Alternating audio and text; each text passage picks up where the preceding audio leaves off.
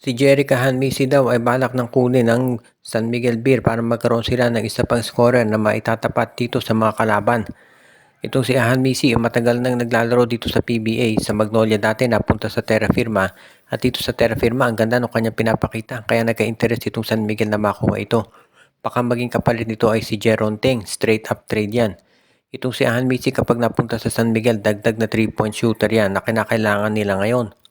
Nakita natin na hindi naging maganda ang scoring ni Trojano at ni Jericho Cruz doon sa first game ng San Miguel kontra sa Barangay Ginebra doon sa best of 7 at isa yun doon sa mga dahilan kung ba't sila natalo. Kaya nga kinakailangan siguro na magdagdagan pa ng ibang options itong San Miguel katulad ni Ahan Misi para lalong mahirapan yung Ginebra at yung iba pang makakalaban ng San Miguel.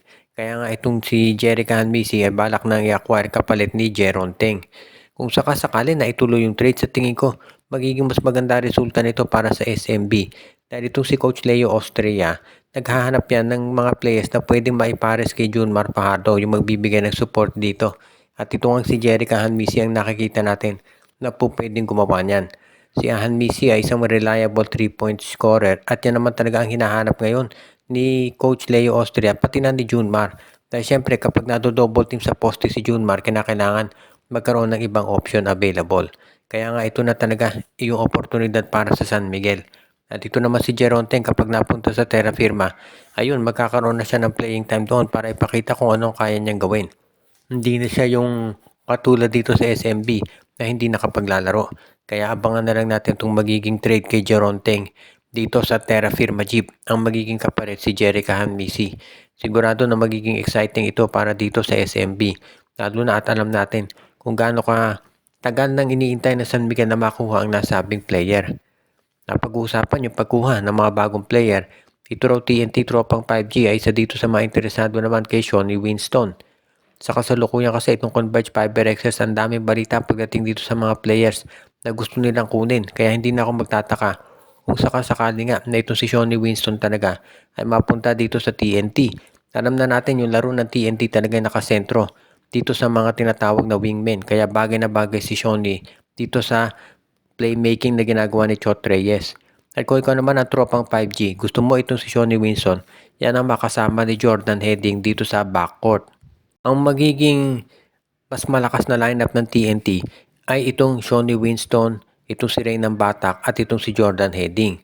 So kung itatanong naman kung sino pwedeng ipalit ng tropa, nandyan si Kim Aurin at itong si Henry Galinato, pwede nilang ibigay yan dito sa Converge Fiber Access kapalit ni Shawnee Winston. At ito namang si Coach Chot Reyes, kapag na-acquire niya si Shawnee, mas magiging confident na yan doon sa chance nila na manalo at maging consistent dito sa Philippine Cup. At of course, dahil nga dito sa Commissioner's Cup wala si Ronde Hollis Jefferson, ito si Shawnee Winston makatutulong yan sa pagbuo ng additional scoring opportunities para dito sa kanilang roster. Kaya nga, itong si Shawnee Winston sigurado magiging isa yan dito sa aabangan natin pagdating sa pagpapalakas ng roster nitong TNT Tropa. At kung ikaw naman ang Converge, kung itong si Shawnee Winston ay gusto nang umalis sa lineup mo, mas mabuti pa na tanggapin mo na yung ino-offer nitong TNT dahil mas makatutulong yan kaysa naman na basta na lang umalis si Winston ng walang kapalit. Kaya ito talaga yung inaabangan ng marami na pwedeng gawin nitong lineup ngayon ng TNT Tropang 5G at sigurado malaki maitutulong yan para dito sa kanilang roster na ngayon ay nag-aabang talaga ng mga bagong players na pwede pa nila na maidagdag pagdating dito sa kanilang lineup sa kasalukuyan.